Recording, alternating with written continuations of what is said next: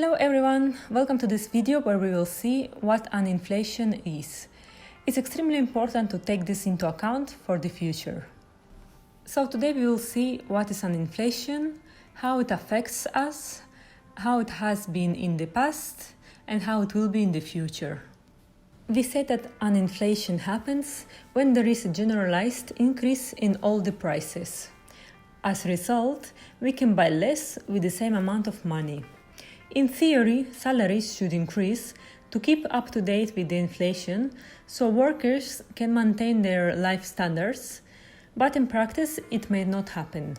So if your income stays the same as prices rise, you will feel your purchasing power decrease. So how does inflation affect you? Imagine that your savings in 2010 were $20,000. What would this amount be today if you kept your money in a safe or under a mattress? Inflation in these 10 years was approximately 12.2%. So 12.2% of 20,000, it's $2,440. That is, your savings would lose $2,440. And now you would have a purchasing power of $17,560.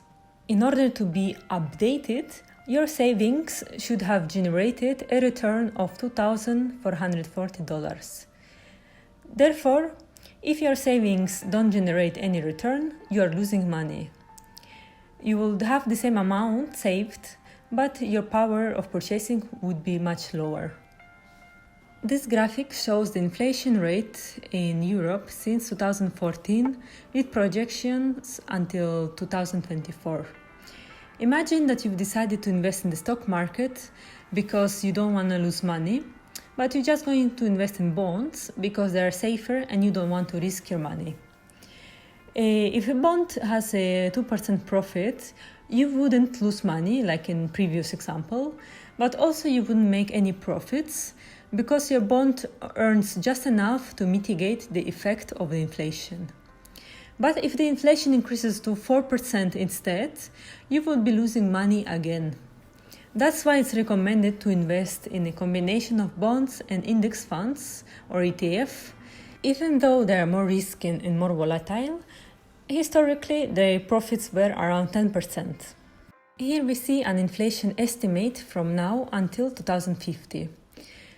So if you have, for example, $50,000, in 2050 you would need $90,568 to have the same acquisitive value in order to be able to buy the same. Therefore, if your savings are not generating any profits, you are losing lots and lots of money in long term. That's why it's so important to take into account the inflation when managing your savings. Thanks for watching, press like and share, and I will see you in the next video.